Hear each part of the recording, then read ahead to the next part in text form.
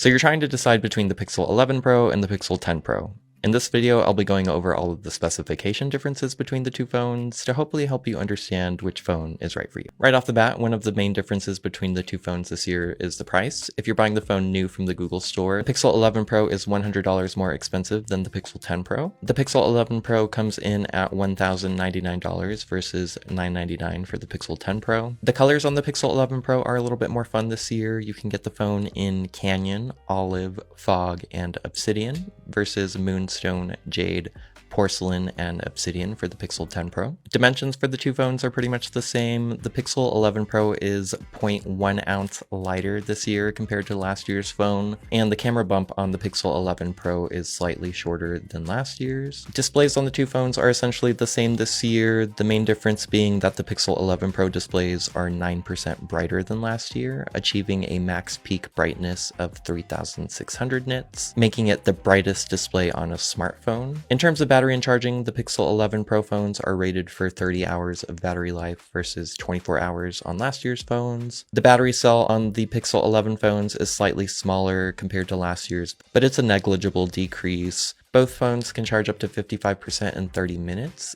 though you do need to have a 45-watt charger for the fastest charging speeds available. Wireless charging is getting a good upgrade though. The smaller Pixel 11 Pro phone is now 29% faster at wireless charging, thanks to the new Qi 2.2 certification that allows for charging speeds up to 25 watts. So that could finally give people a reason to give wireless charging a try if they haven't already. In terms of materials and durability, the Pixel 11 Pro features a new anti-scratch coating that makes the screen 2 times more scratch resistant compared to the Pixel 10 Pro. Also, the Obsidian phones are getting matte black rails this year. In terms of memory and storage, the base model of the Pixel 11 Pro phones start out at 256 gigabytes of storage and 12 gigabytes of RAM, and that is in comparison to the base model of the Pixel 10 Pro, which started out at 128 gigabytes of storage and 16 gigabytes of RAM. And if you would like to get 16 gigabytes of RAM on your Pixel 11 Pro, you'll need to opt for the more expensive 500 gigabyte or 1 terabyte model, and you also get faster UFS storage at that tier. In terms of security, the Pixel 11 Pro features a new quantum safe secure boot in the Tensor G6 hardware and a new Titan M3 security chip. Face unlock is also getting an upgrade, so unlocking your phone with your face should now be faster, more secure, and more accurate in low light scenarios. In terms of the processors, the Pixel 11 Pro comes with the Tensor G6. The TPU on the phone is supposed to be 50% more powerful, enabling things like Gemini Intelligence's proactive assistance and live translation. The CPU is 20% more power efficient. The Pixel 11 series also features a new cooling vapor chamber, which helps keep the phone cool, fast, and responsive even under demanding conditions. That was one of the biggest complaints that people had about the Pixel phones for years, so hopefully that'll help keep things cool when doing things like gaming or recording video for a long time.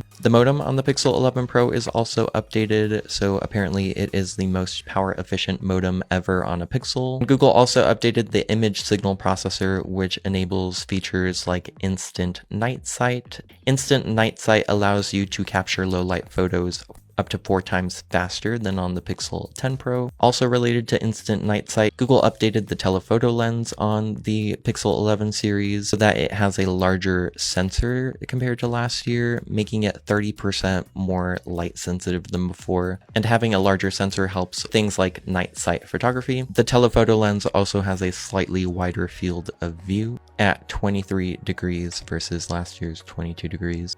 And you can achieve up to 120x zoom with the upgraded ProRes digital processing on the Pixel 11 Pro. The main sensor is also upgraded on the Pixel 11 Pro, and Google claims that it brings out more detail from 1x to 5x zoom due to the 2x optical image quality this year. The ultra-wide and selfie cameras are unchanged this year, and video recording capabilities appear to be about the same, though Google says that the Pixel 11 Pro has access to Pro Stable Video, but this to me just sounds like Video Boost. Google says that you get 8K Video Boost that intelligently enhances color, clarity, and more, so maybe that's just like a marketing thing. And Google also says that there is a new creator suite that includes things like social media grid lines while you're filming that allows you to frame your recordings, and also an on-screen teleprompter that dynamically scrolls as you talk. They're also helping us stay organized by saving videos into project folders as we take them. And once your video is recorded, you can use something called Storyboard to effortlessly trim and rearrange your clips. So a video editor built right into your phone. Plus, you can now set video as your default mode whenever you open Pixel Camera. And looking at the other video features, it looks like Google is maybe getting rid of the cinematic blur. Not sure if that's a mistake or not, just thought I'd point that out. In terms of other features, Google is introducing something called Magic Capture on the Pixel 11 series to help you stay more in the moment at things like concerts or dance recitals or things like that. Essentially events where you're one of those people who are recording during the entire event. Magic Capture, the idea is that you'll be able to point your phone at whatever you're watching without like paying too close attention to what's actually being captured. Google will help you capture like video clips and also photos during any moments where someone is looking at the camera or whenever the action is sort of at its peak, Google claimed. And there's also something called Camera Looks. Camera Looks appears to be a way for you to set a new default photo look instead of the standard or normal pixel look that you get out of the box. It looks like there's a couple different options that you can choose from, and every camera look is customizable. So now you can personalize your pixel camera look, and so it's unique to you. And if you're a photographer, it's sort of like having default LUT presets, which is pretty cool. Finally, in terms of AI, both phones have Gemini, though Google claims that the Pixel 11 Pro series are built for Gemini Intelligence from the ground up. So Gemini Intelligence includes things like proactive assistance. Gemini Intelligence powers the fastest and most accurate voice input on a phone. Google is also introducing the Rambler app within the voice to text on Gboard. And if you're familiar with the show The Circle on Netflix, it sort of reminds me of that voice to text interface that they have on the show. The Rambler app is a feature that allows you to speak more naturally to the Gboard. It'll remove ums and ahs. If you correct yourself, it'll factor in the correction. You can ask for Gboard to insert emojis just by talking to it. The big headline feature is Agentic AI. So Gemini can help you with things like ordering your groceries from different delivery apps. It'll help you with booking travel plans, essentially helping you take action across your entire digital life. Google is marketing this feature as something that will help you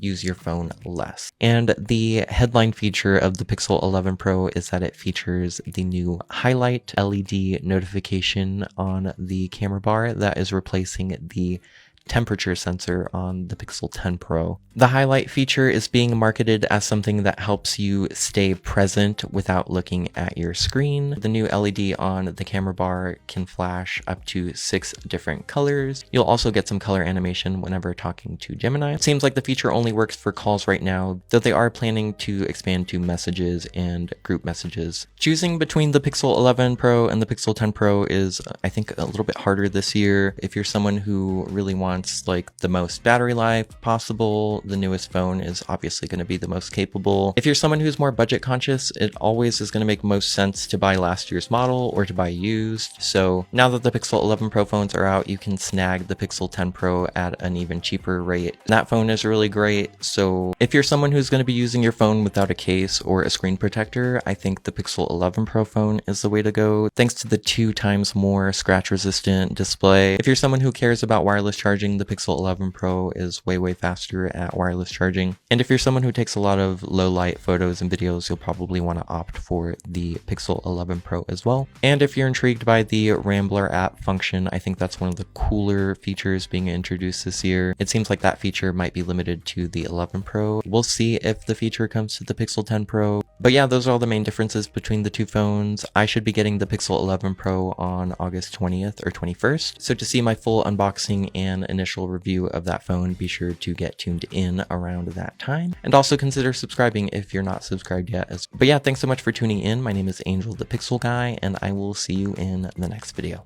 All right, you take care now. Bye-bye.